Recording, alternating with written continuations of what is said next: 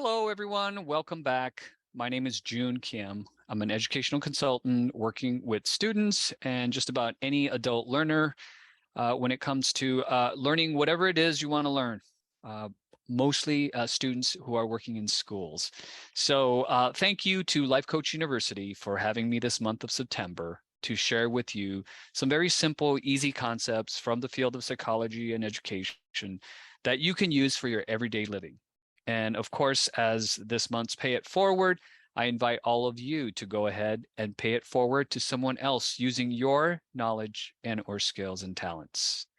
All right, we'll go ahead and get started. Today's topic. So today what I wanted to talk about was a very simple model, but one that is, again, very useful and practical. This is the model that I want to cover today is the 4 stages of competence. Now, love stages and other models that uses sort of this sort of step-by-step kind of a visual illustration. You can see this as almost a staircase, starting with the low level and taking higher and higher up in terms of performance, or you can use it as learning. Something where you see a progression in whatever it is that you're trying to accomplish, because competence can be something as simple. If you recall from the Bloom's taxonomy, it could be something as basic as remembering something. So you can remember a few, you'll remember more and more.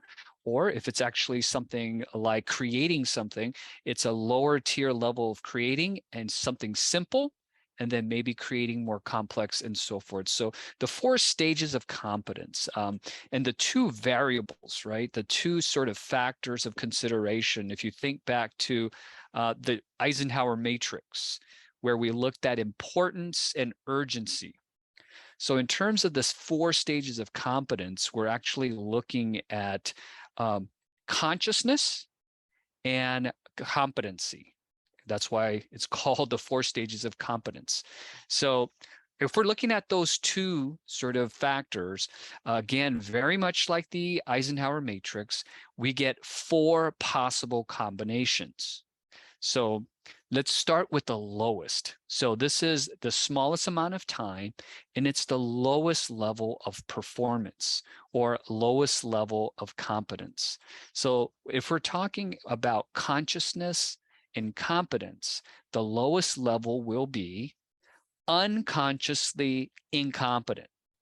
So what does that mean? It means that you're not aware, you lack a lot of knowledge, you lack a lot of understanding, and therefore you're just not that competent.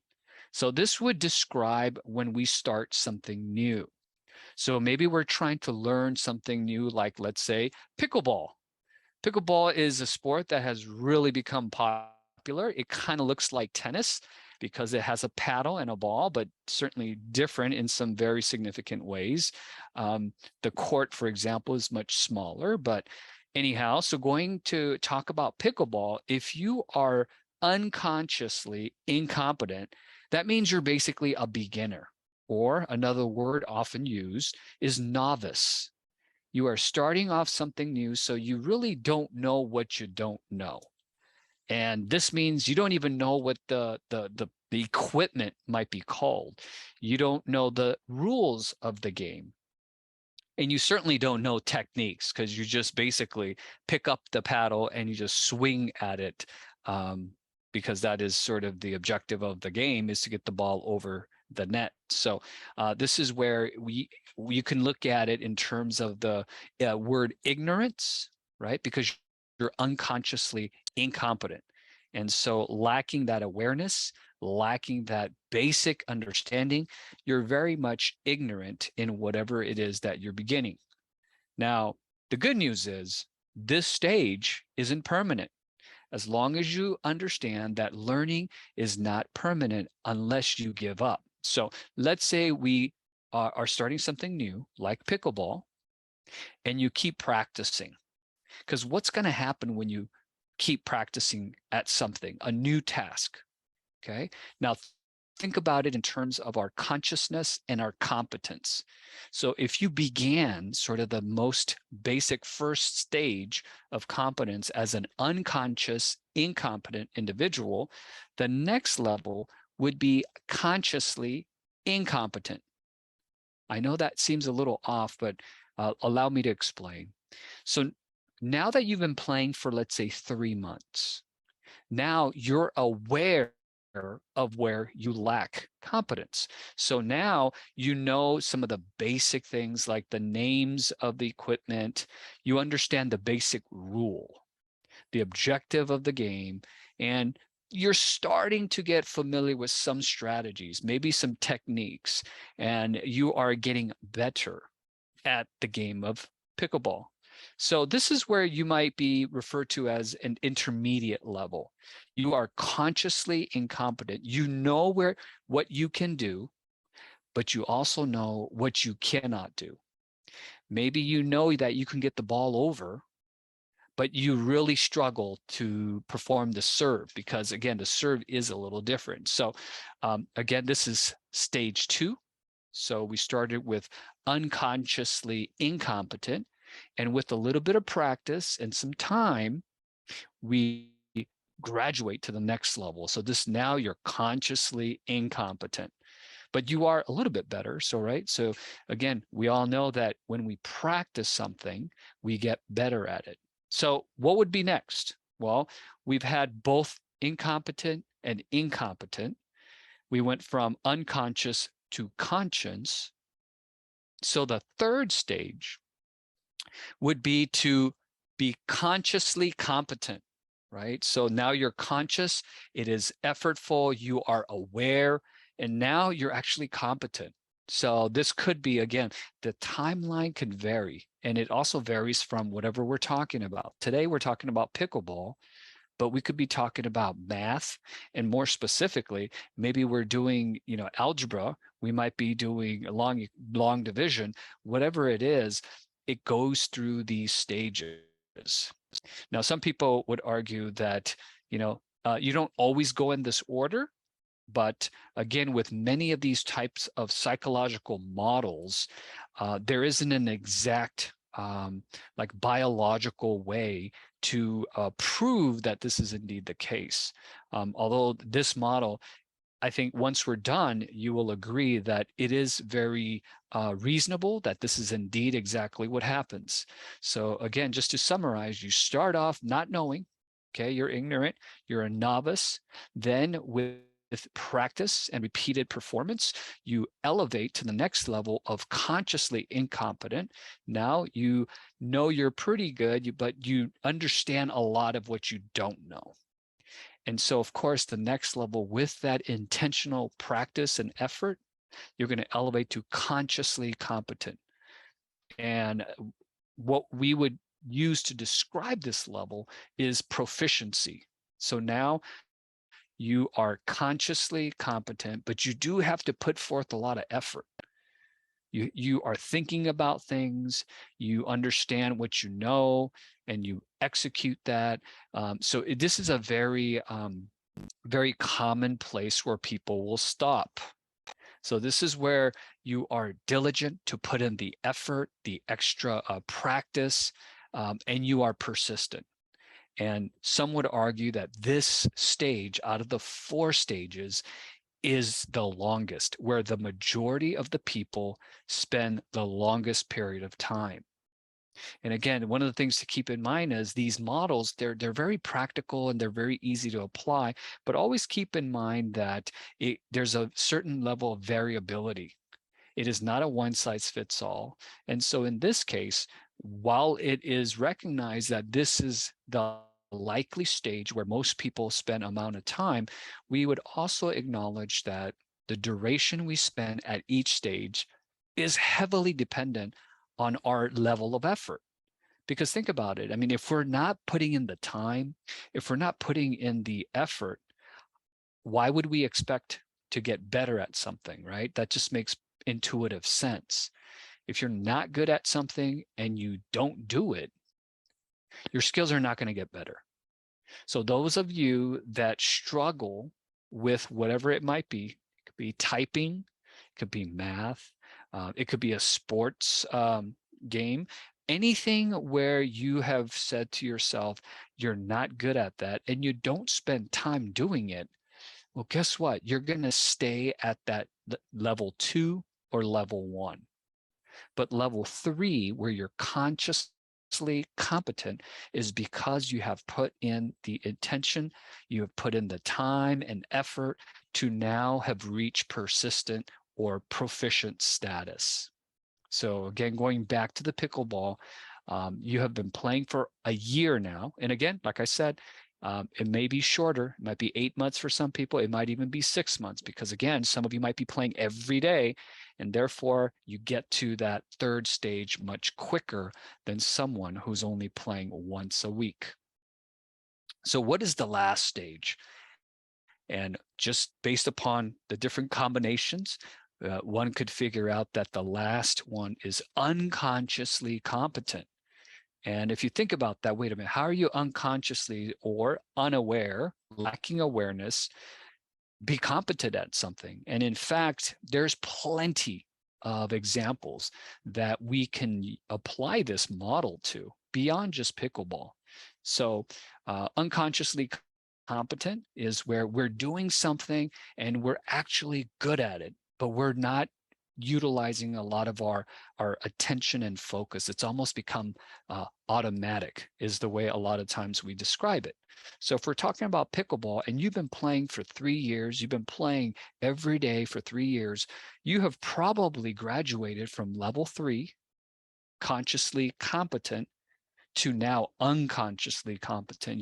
You think very little about how to get that ball over, your technique. You've become really, really good at it. It's where we would use the word expert. You have become an expert, right? And so we have the novice, we have intermediate, we have the proficient, and then we have the expert.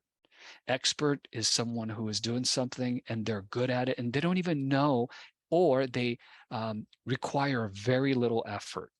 Okay, so this might be where we use words like expert, like I said, or master, like master level, world class, right?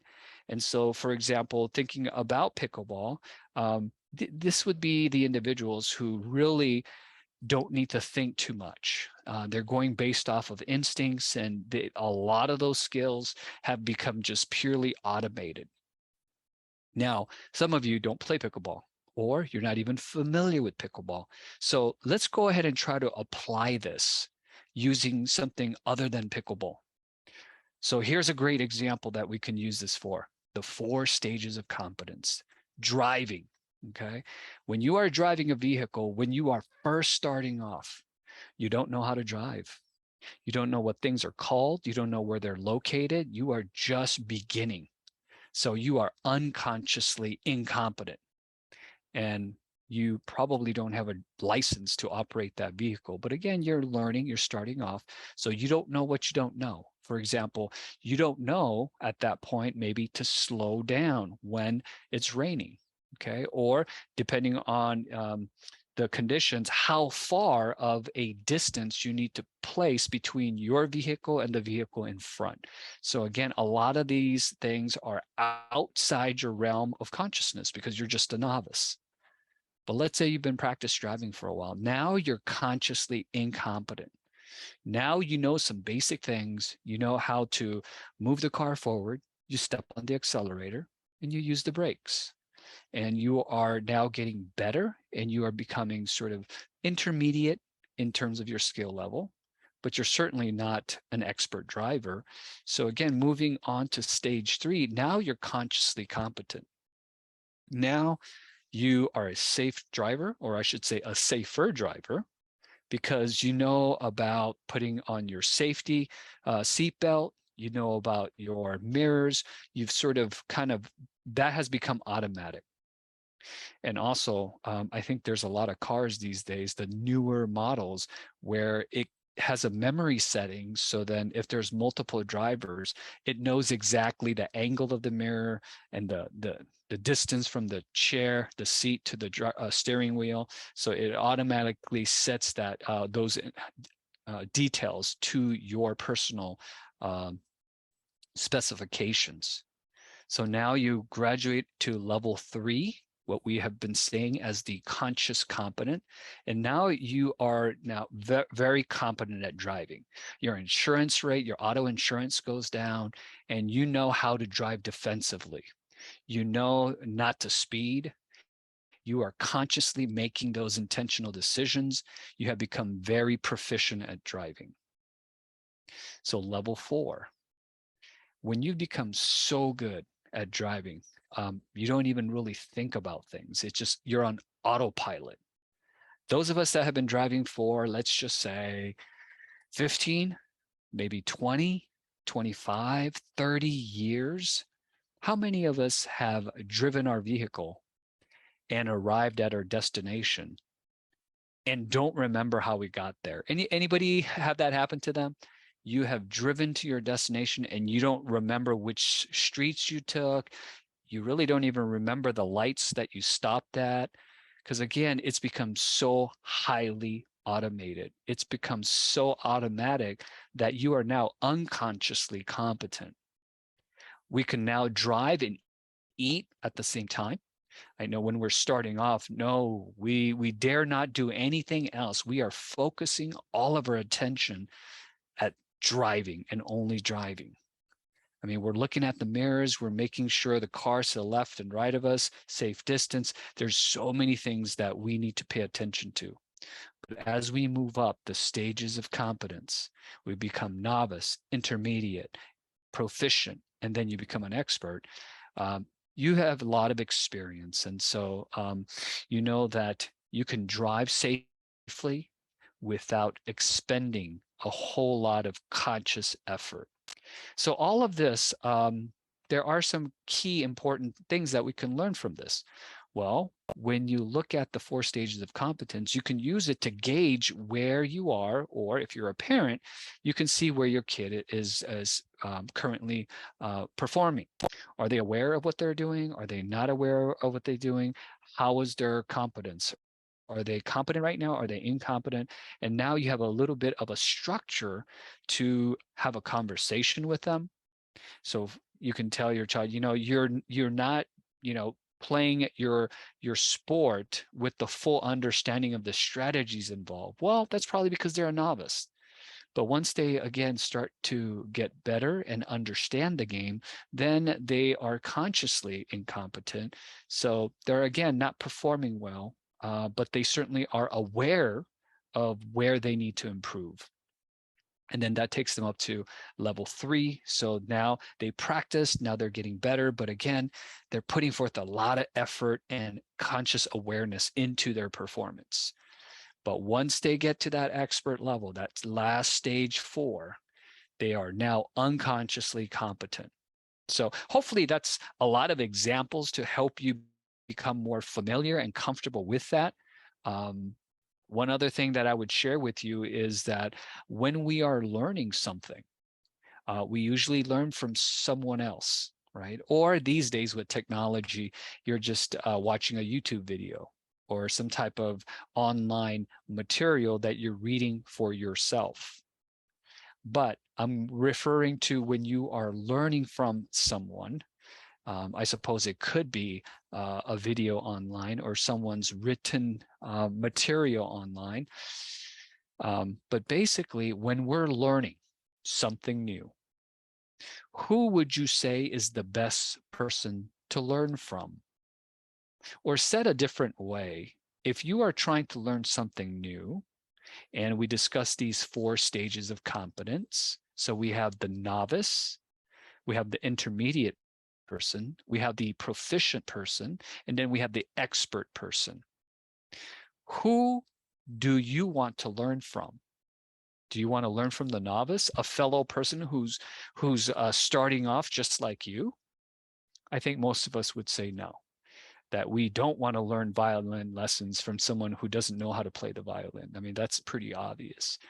What about someone who's intermediate? Someone who maybe has about, let's say 3 to 6 month experience. They're probably also not qualified really to teach and for you to truly benefit in terms of actually learning that task. Now, which leaves 2 of the higher levels left. First of all, we can easily also conclude that we don't want to learn from incompetent people. We do want to learn from competent individuals. So that leaves to stage 3, stage 4, because those are the two that are competent. So now you're going to go ahead and learn from someone who's competent. Do you want to learn from someone who's consciously competent? They are aware and fully in the alert of what makes them successful. Or do you want to learn from someone who is unconsciously competent? They are amazingly good, but they're not even aware of the details. They just sort of go on autopilot. That should give you a little clue. If you had to choose between a teacher, an instructor who's at stage 3, consciously competent, or a teacher coach who's at level 4, unconsciously competent, it actually would make a little more sense to learn from someone who is consciously aware, because now they can communicate that to you.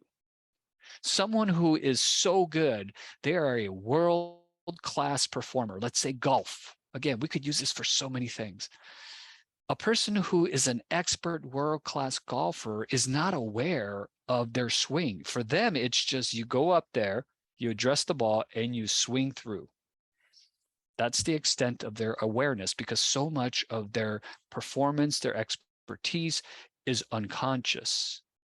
So therefore, stage 3, consciously competent in terms of learning from, would be theoretically the best person to learn from, assuming that they have patience, they know how to connect with people, their interpersonal skills are good. Again, controlling for all of those other factors, but purely looking at sort of the science of the learning and teaching, it would make most sense for those of us learning something new to learn from an individual who is consciously competent, or they are in stage 3 of 4 stages of competency model.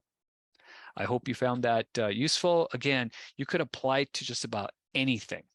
Stage 1, 2, 3, and 4.